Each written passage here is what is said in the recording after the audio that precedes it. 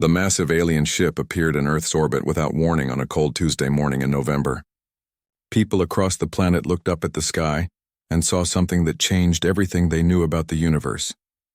The ship was huge, easily 10 times the size of anything humanity had ever built, and it just hung there above the clouds like a dark moon that had decided to visit. Within hours, every government on Earth went into emergency mode. Military bases activated their defense systems, and world leaders scrambled to figure out what to do. The United Earth government had only been formed 5 years ago, after the terrible climate wars that nearly destroyed civilization, and now they faced something far worse than any human conflict. The aliens made contact on the third day. A transmission came through every communication device on the planet at the same time, and the message was clear, even though the voice sounded like metal scraping against stone. They called themselves the Galactic Council, and they had ruled the stars for 12,000 years. Earth was nothing special to them, just another primitive world that needed to learn its place in the universe. Ambassador Zrelnak appeared on screens worldwide, his reptilian face showing no emotion as he delivered the ultimatum. Humanity had 30 days to surrender their independence and join the Council as a servant species. They would give up 40% of their population to work in Council factories and mines across the galaxy. They would dismantle their militaries and accept Council governors to rule over them.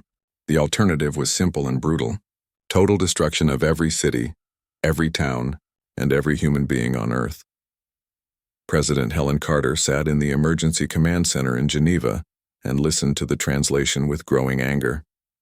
She was a tall woman with gray hair and sharp eyes who had led Earth through the reconstruction after the climate wars. She had seen humanity at its worst during those dark years, but she had also seen people come together when survival was at stake. Now she looked around the room at the faces of other world leaders and military commanders and saw the same determination she felt. General Patrick Hayes stood beside her and pulled up holographic displays showing Earth's pathetic excuse for a space fleet.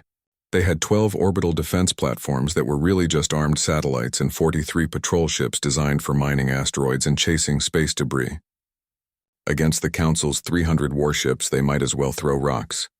Hayes was a stocky man with a square jaw and hands that looked like they could crush steel. He had fought in the climate wars as a young soldier and worked his way up through the ranks by being smart and ruthless when necessary. Now he looked at the impossible odds and did what he always did. He looked for a weakness to exploit.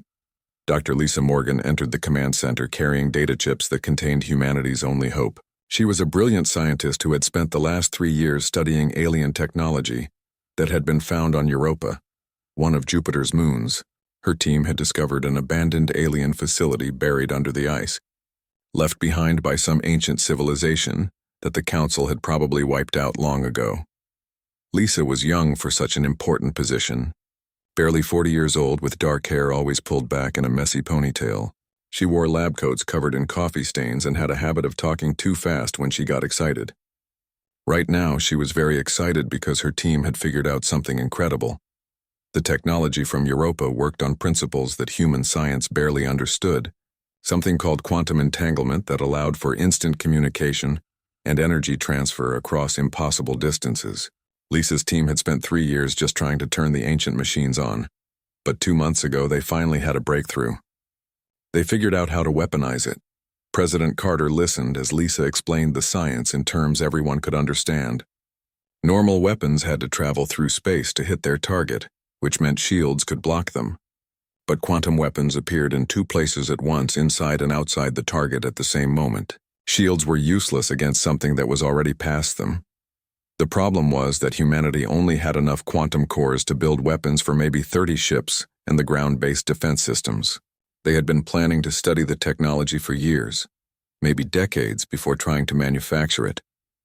Now they had 30 days to turn theory into working weapons and pray it would be enough. Admiral Jake Morrison took command of the crash program to retrofit Earth's fleet. He was a legend in the orbital navy, a man who had started as a mining ship pilot and earned his rank through sheer skill and bravery during the dangerous early days of asteroid mining. He had survived ship explosions, pirate attacks, and a near-fatal collision with a comet. His crews loved him because he never asked them to do anything he wouldn't do himself.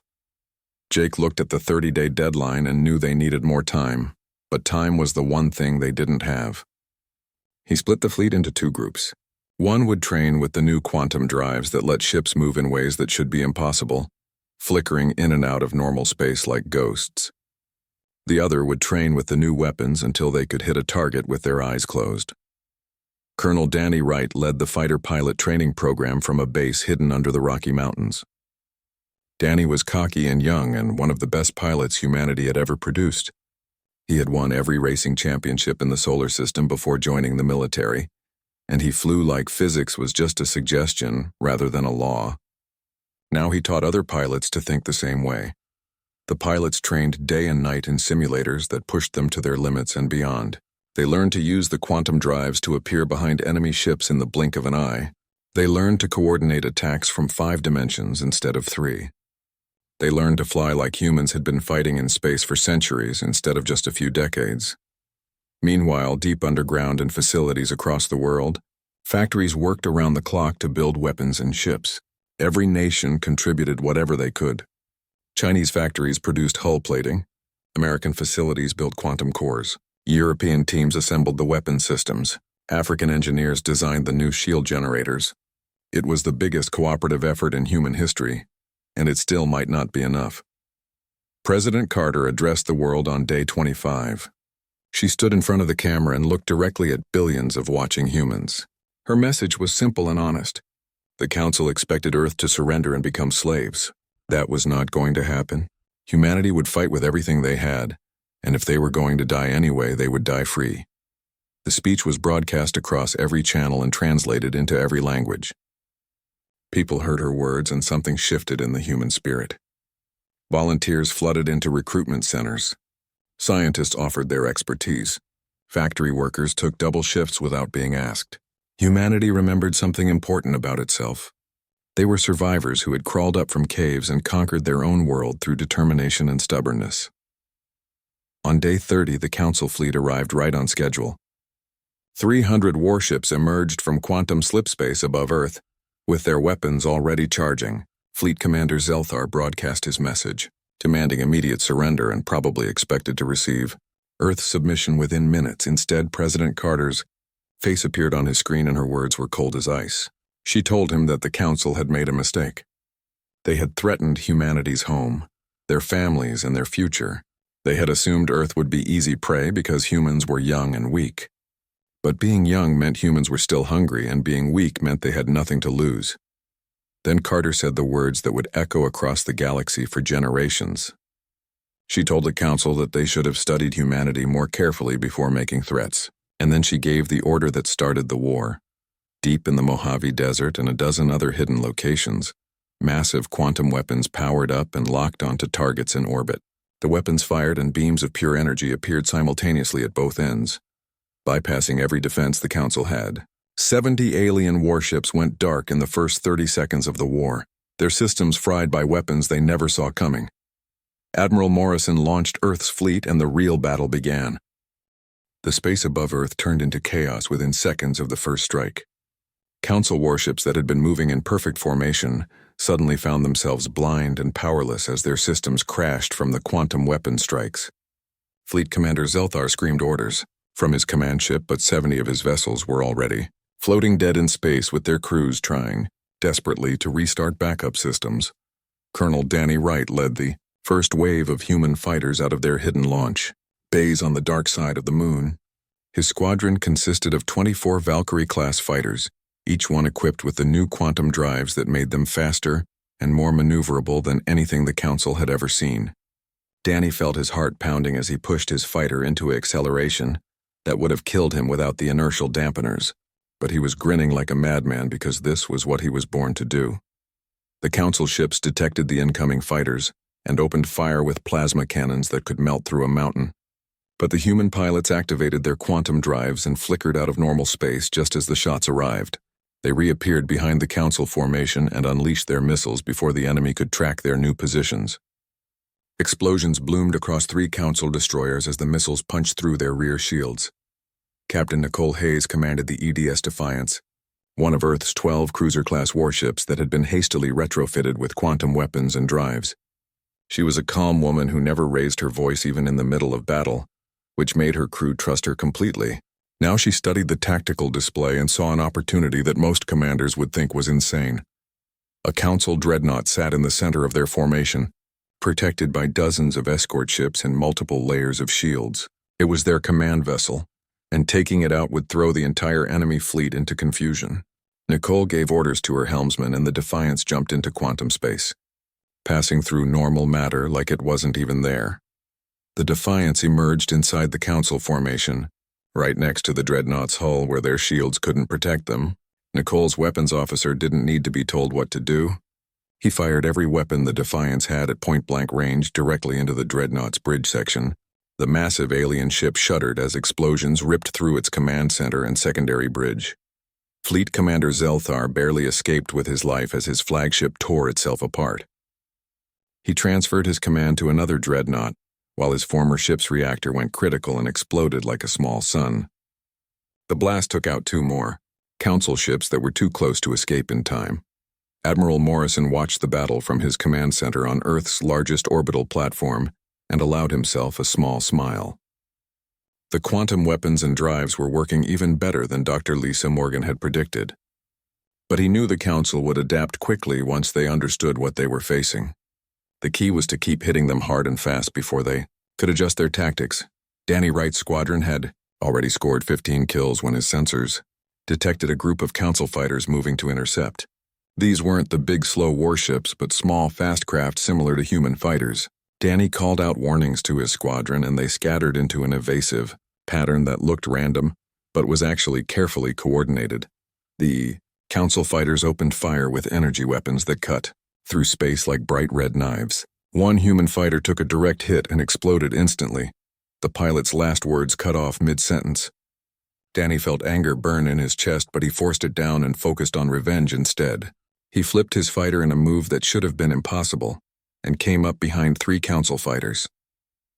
His guns spoke, and all 3 enemy craft turned into expanding clouds of debris. The battle raged for hours as both sides committed more ships to the fight. The Council had the advantage in numbers and firepower, but humans had better technology and pilots who flew like they had nothing to lose. Captain Hayes and the Defiance performed 3 more quantum jumps, each time appearing in unexpected places and wreaking havoc before jumping away again. Lieutenant Sophie Grant was the youngest pilot in Danny's squadron at just 23 years old. She had joined the Space Force straight out of college, where she had studied astrophysics and wanted to explore the universe. Now she found herself in a desperate dogfight with 5 Council fighters that were trying to box her in and destroy her. Sophie's fighter took hits to the engines and started spinning out of control. Warning alarms screamed in her cockpit, and she knew she had maybe 30 seconds before her ship exploded. Instead of ejecting, she aimed her tumbling fighter directly at a Council cruiser and pushed her damaged engines to maximum. The Council ship tried to shoot her down, but she was moving too erratically for their targeting. Systems to track, Sophie's fighter crashed into the cruiser's hull, and she hit the ejection button just as her reactor went into overload. She shot away in her escape pod while behind her the fighter exploded with enough force to tear a massive hole in the cruiser's side. The alien ship listed sideways as atmosphere vented into space and secondary explosions rippled through its interior. Danny saw Sophie's escape beacon and altered course to cover her while a rescue ship moved in to pick her up. He destroyed 2 more Council fighters that tried to target the helpless pod and felt a surge of pride in his crazy young pilot, who had just taken out a ship 1,000 times bigger than her fighter. On Earth, President Carter watched live feeds from the battle and saw humans fighting with a ferocity that surprised even her. She had known her people were tough, but watching them take on an empire that had ruled for thousands of years was something else entirely. Reports came in from around the world of people gathering in streets and public squares, watching the battle on giant screens and cheering every time a Council ship exploded. The turning point came when Admiral Morrison committed his reserve forces to the fight. 20 more human ships jumped into the battle zone and caught the Council fleet trying to regroup. The fresh ships tore into the enemy formation with quantum weapons firing at maximum rate. Council shields flickered and failed as the strange weapons appeared inside their defensive perimeters and destroyed vital systems. Fleet Commander Zelthar realized he was losing a battle he should have won easily. His fleet had started with 300 ships, and now he was down to less than 200.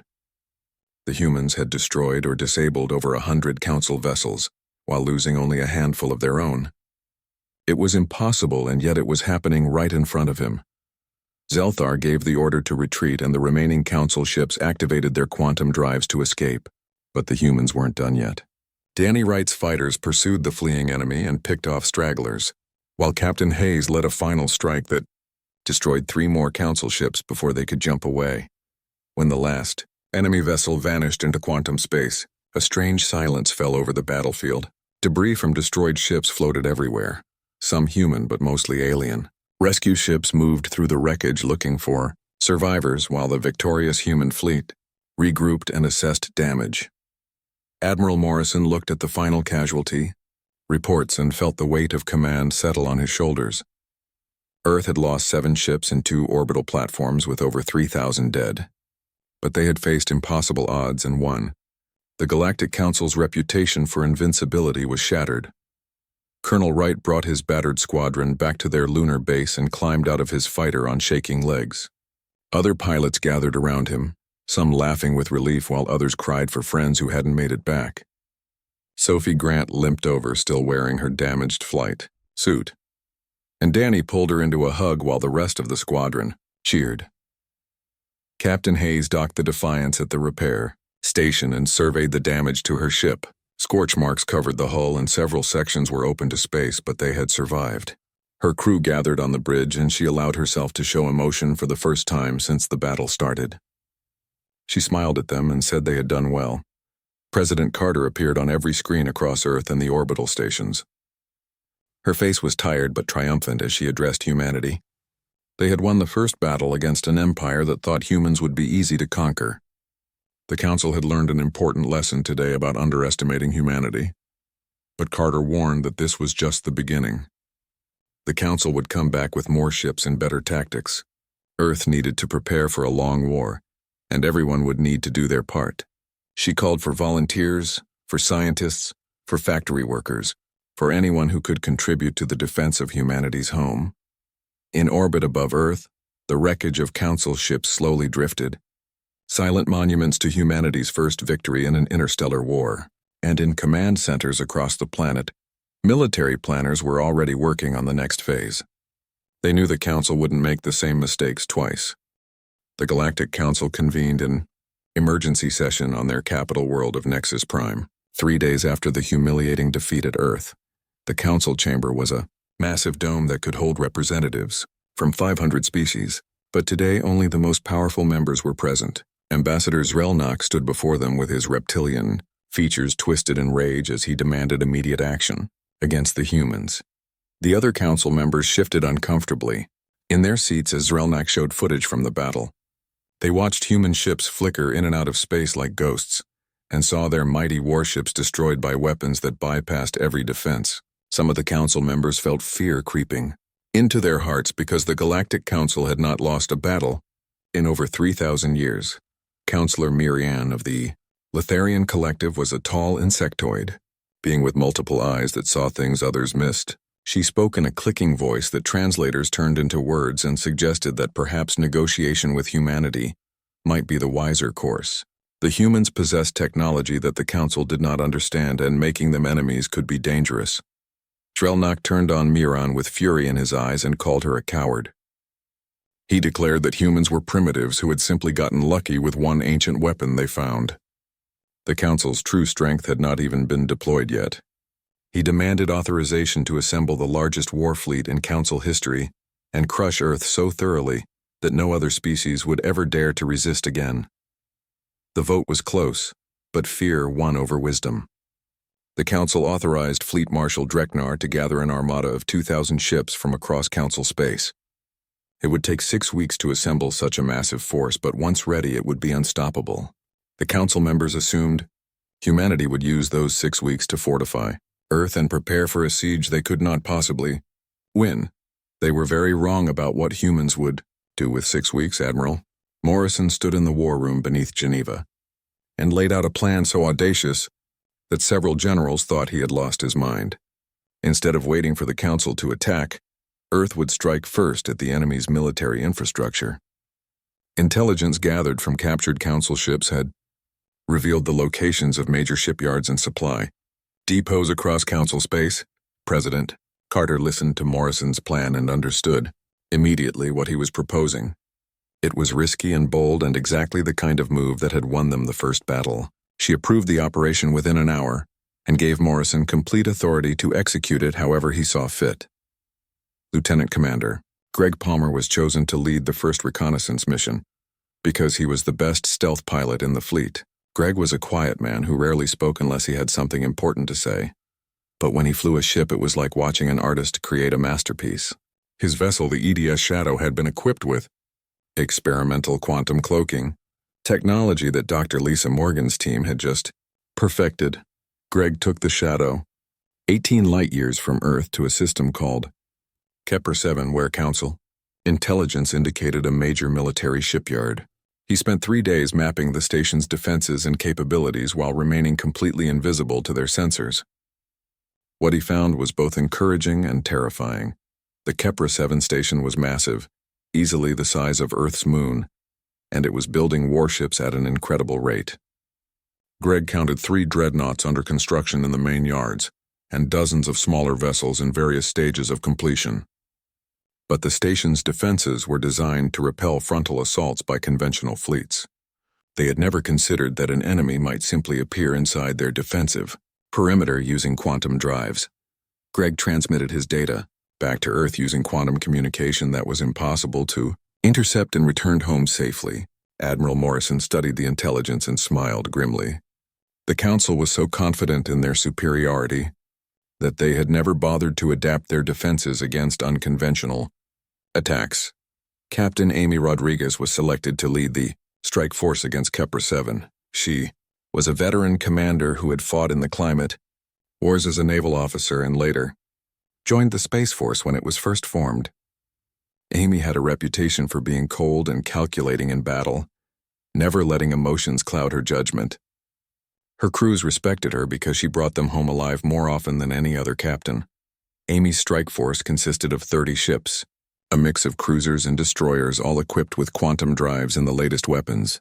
She spent 2 weeks drilling her captains on the attack plan until they could execute it perfectly even if all communications were cut off. Every ship knew exactly where to appear, what targets to hit, and when to jump out before reinforcements arrived.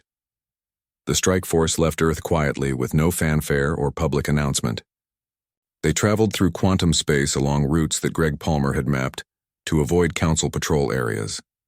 The journey took 4 days, and when they arrived at Kepler-7, the station's defenders had no idea. Death was about to arrive. Amy gave the signal, and 30 human ships emerged from quantum space inside the station's defensive perimeter. The Council defenders barely had time to sound alarms before the humans opened fire with everything they had. Quantum weapons tore through the incomplete dreadnoughts and destroyed the construction facilities. Missiles streaked into fuel depots and ammunition storage areas, causing massive secondary explosions. The attack lasted exactly 40 minutes as planned. Amy's ships systematically destroyed every target on their list, while the station's defenses scrambled to respond. Council ships tried to launch from docking bays but were destroyed before they could get their shields up. Defense platforms fired wildly but hit nothing because the human ships kept jumping to new positions every few seconds. Commander Kyle Foster led a wing of destroyers that targeted the station's main reactor complex. His ships appeared right next to the reactor shielding and fired quantum torpedoes that phased through the protective barriers. The torpedoes detonated inside the reactor core, and the resulting explosion tore a third of the station apart. Amy watched her tactical display as target after target changed from red to black, indicating destruction. When the last objective was complete, she gave the order to retreat, and her ships vanished into quantum space just as Council reinforcements began arriving from nearby systems. The human fleet escaped without losing a single vessel. The destruction of Kepler-7 sent shockwaves through Council space. The massive shipyard that had been building warships for centuries was now a twisted wreck, floating in space. Thousands of Council personnel were dead, and the production of new ships for the coming armada was set back by months. But the psychological impact was even greater. Humanity had proven they could strike anywhere at any time. No Council installation was safe no matter how far from Earth or how heavily defended. Species across the galaxy who had suffered under Council rule for generations began to whisper among themselves. If humans could hurt the Council, maybe they could too. Back on Earth, Dr. Lisa Morgan worked 18-hour days expanding production of quantum drives and weapons. Her team had reverse-engineered the Europa technology to the point where they could now manufacture the components in regular factories.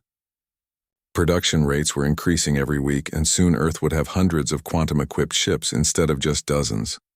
General Hayes oversaw the massive expansion of Earth's military infrastructure. Recruitment centers were overwhelmed with volunteers who wanted to fight for humanity's freedom. Training facilities on Earth, the Moon, and Mars ran continuous cycles, turning civilians into soldiers.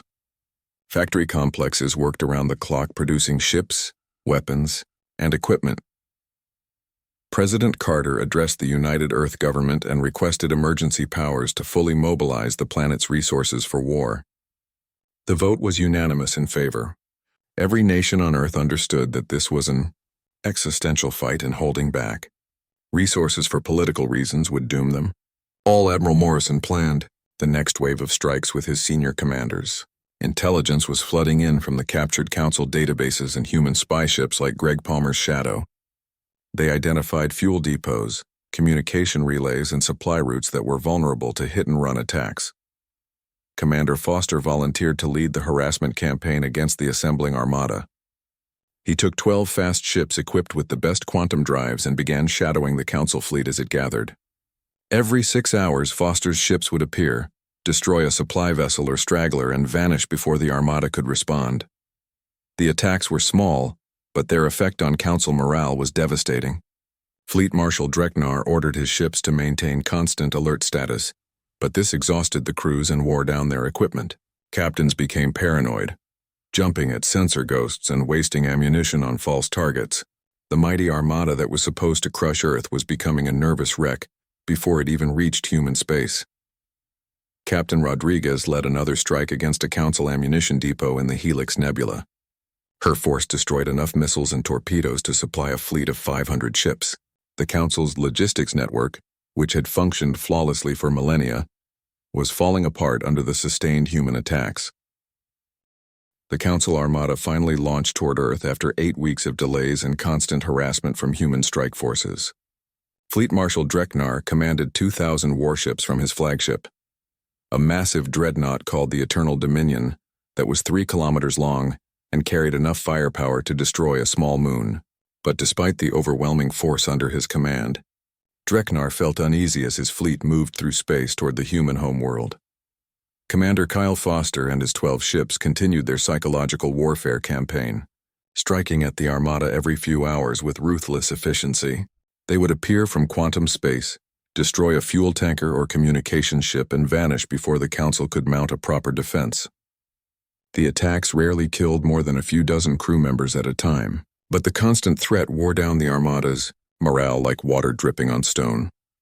Dreknar's second-in-command reported that crews were exhausted from maintaining constant battle stations for weeks. Sleep deprivation was causing mistakes, and several ships had collided with each other during formation changes. Medical bays were filled with personnel suffering from stress and anxiety disorders.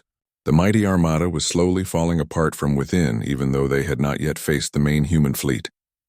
On Earth, President Carter stood in the war room and watched holographic displays showing the approaching enemy fleet. The armada was still 3 days away from Earth, but intelligence reports painted a clear picture of their route and formation.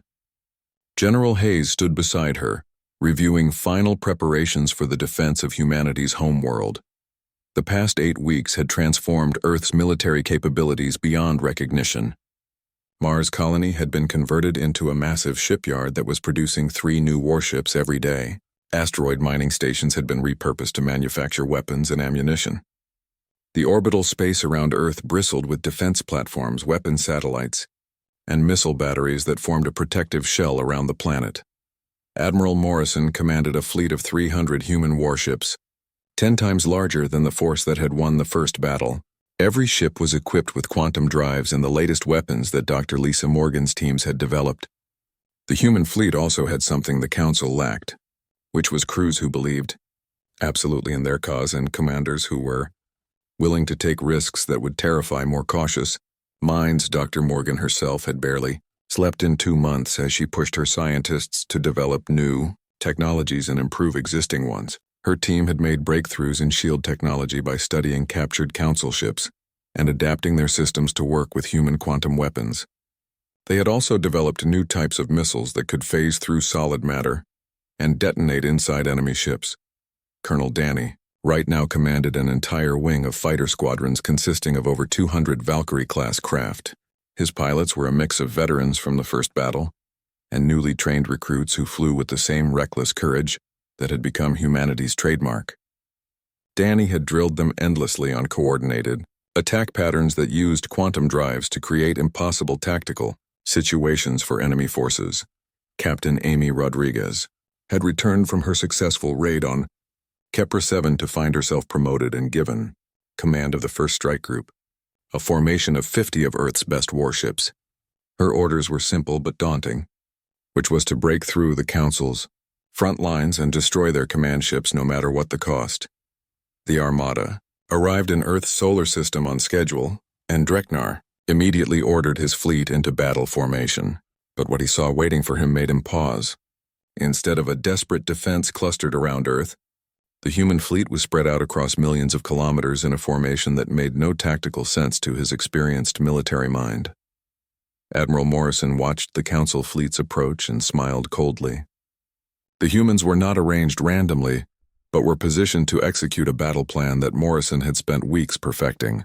Every ship knew its role, and every captain understood that this battle would determine whether humanity survived as a free species or became slaves to an alien empire. Dreknar broadcast a final demand for surrender but received only silence in response. He gave the order to advance, and 2,000 Council warships began moving toward Earth, with weapons charging. The Armada expected to crush the human fleet through sheer numerical superiority and then bombard the planet into submission. The Battle of Earth began when Morrison gave a single-word command that was heard across the entire human fleet. He simply said engage, and 300 warships activated their quantum drives simultaneously. The Council fleet suddenly found human ships appearing in their midst, behind their lines, above and below their formations, everywhere at once in a chaotic explosion of violence. Captain Rodriguez led the First Strike Group straight through the center of the Council formation, using quantum jumps to bypass their frontline ships. Her vessels appeared directly in front of Dreknar's command group and unleashed a devastating barrage of quantum weapons and missiles. 3 Council dreadnoughts exploded within the first minute of combat, as their shields failed to stop weapons that appeared inside their hulls. Dreknar ordered his flagship to emergency maneuvers as human ships swarmed around his position. The Eternal Dominion's massive guns fired in all directions, but the human vessels were too fast and too unpredictable. A quantum torpedo phased through the dreadnought's shields and exploded inside the engine room, crippling the great ship's mobility. Colonel Wright's fighter wings descended on the Council fleet like a swarm of angry hornets. His pilots used their quantum drives to appear behind enemy ships, fire their weapons, and vanish before return fire could touch them. The Council fighters that tried to intercept were hopelessly outmatched by human pilots who flew like they were born in space. Lieutenant Sophie Grant had recovered from her injuries and returned to active duty with a fierce determination. She led a squadron of 20 fighters against a Council carrier that was launching waves of enemy craft. Sophie's team quantum jumped inside the carrier's hangar bay and fired missiles that detonated among the parked fighters. The carrier exploded from within, taking hundreds of Council craft with it.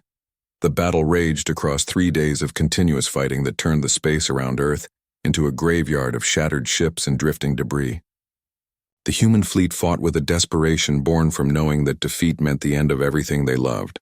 Every captain, every pilot, every crew member pushed themselves beyond their limits because failure was not an option. Dreknar transferred his command to a second flagship after the Eternal Dominion was destroyed by a coordinated strike from 5 human cruisers. He tried to rally his fleet, but the Armada was in chaos. Human ships appeared and disappeared like ghosts, striking at weak points and vanishing before concentrated fire could destroy them. The Council's numerical advantage meant nothing when their ships could not coordinate effectively against such unpredictable tactics. President Carter watched the battle from Earth's command center and felt her heart ache for every human life lost in the fighting. The casualty reports came in steadily as ships were destroyed and brave souls died defending their home. But the humans were winning, and that made the sacrifice meaningful rather than futile. On the second day of battle, Captain Rodriguez executed a daring maneuver that would be studied in military academies for generations. She took 30 ships directly into the heart of the Council formation, and quantum jumped through their flagship just as it was firing its main weapons. The energy discharge from the flagship's guns was redirected by the quantum field and struck 3 other Council dreadnoughts, destroying them instantly.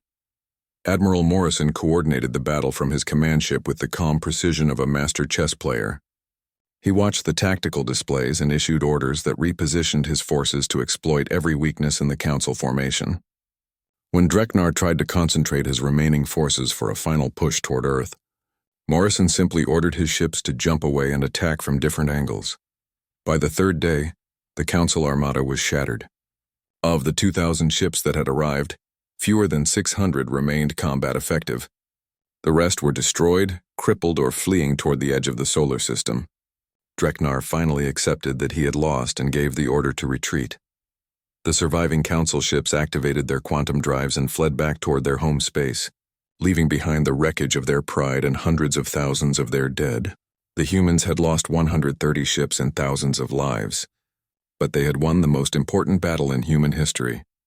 As the last Council ship vanished from Earth's sensors, a cheer went up from the human fleet that echoed across every communication channel. They had faced impossible odds and emerged victorious. Earth was still free, and humanity had proven that they could not be conquered. Admiral Morrison stood on the bridge of his flagship and looked at Earth hanging peaceful and blue in the distance. The war did not end with the Battle of Earth, but it marked the moment when everyone in the galaxy knew the Council's reign was finished. News of the devastating defeat spread across thousands of worlds in a matter of days, and species that had been oppressed for centuries saw their chance for freedom. Rebellions broke out on planets from one end of Council space to the other, as conquered peoples rose up against their occupiers. Admiral Morrison wasted no time capitalizing on the victory.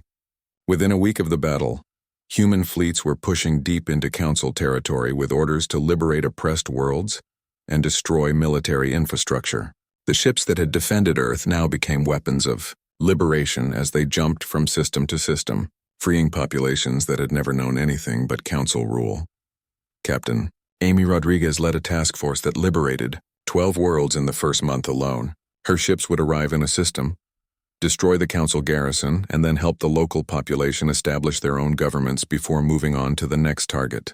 Amy found that most species were eager to join the fight against their former masters once they saw that the Council could be beaten. Dr. Lisa Morgan received every major scientific award humanity could give her for the quantum technology breakthroughs that had saved Earth. But she spent the award ceremonies working in her laboratory because there was still so much to do. Her team was now focused on sharing their technology with the newly freed species and helping them build their own defenses against any future threats. The Galactic Council itself was falling apart from within. Counselor Myron led a group of moderate species who wanted to negotiate peace with Earth before more lives were lost. They met in secret sessions and drafted proposals for a new galactic government based on equality and democratic principles rather than conquest and domination. Ambassador Zerelnak and his faction of hardliners refused to accept defeat and continued fighting a guerrilla war from strongholds scattered across their remaining territory. But their forces grew smaller each week as more species defected or were liberated by human-led coalitions. The once mighty Council was reduced to a desperate remnant clinging to power through fear and brutality. President Carter traveled to Alpha Centauri, station for the first diplomatic meetings with the moderate Council faction. The station was neutral territory that neither side claimed, and security was provided by a mixed force of humans and freed species. Carter walked into the conference room flanked by General Hayes and Admiral Morrison, and she sat down across from Myron and 20 other alien diplomats. The negotiations were difficult and tense. The moderate Council members wanted to preserve some aspects of the old system, while Carter insisted on complete dismantlement of the imperial structure. She made it clear that humanity had not fought and died just to replace one tyrannical government with another. The galaxy needed something entirely new, a system where every species had an equal voice regardless of their military power or technological advancement. Miran listened carefully to Carter's demands and realized that the human president was not interested in revenge or domination. Carter genuinely wanted to create a better system for everyone, including the species that had been part of the council. This was something Miran had never encountered before because, in her experience, winners always crushed the losers and took everything they could. The negotiations continued for 3 months while the war raged on in other parts of the galaxy. Captain Rodriguez and her fleet liberated 50 more worlds and destroyed the last major council shipyard at a place called Terminus Station. Colonel Danny Wright's fighter squadrons won a crucial battle above the industrial world of Corthax Prime, breaking the back of the council's manufacturing capabilities. Commander Kyle Foster led a daring raid that captured Ambassador Zrelnak himself, along with his entire command staff. The council hardliners had been hiding in a fortress station at the edge of known space, but human intelligence had tracked them down through captured databases. Foster's ships appeared inside the station's defenses and forced a surrender without firing a shot. Zrelnak was brought to trial for war crimes at a tribunal held on the liberated world of Pallas. Representatives from over 100 species attended to testify about the atrocities committed under council rule. The trial lasted 6 weeks and the evidence was overwhelming. Zrelnak was found guilty and sentenced to life imprisonment in a facility where he could never again threaten free peoples. With the hardliners defeated and their leader imprisoned, the moderate council faction had no choice but to accept Carter's terms. The Galactic Council was officially dissolved and replaced by the Assembly of Free Worlds. Every species would have 1 vote regardless of size or power, and decisions would require majority agreement rather than the old system, where a few powerful empires dictated terms to everyone else. President Carter stood before the first session of the new assembly and felt emotions threatening to overwhelm her. She looked out at representatives from 200 species gathered in the Great Hall and knew that humanity had accomplished something truly remarkable.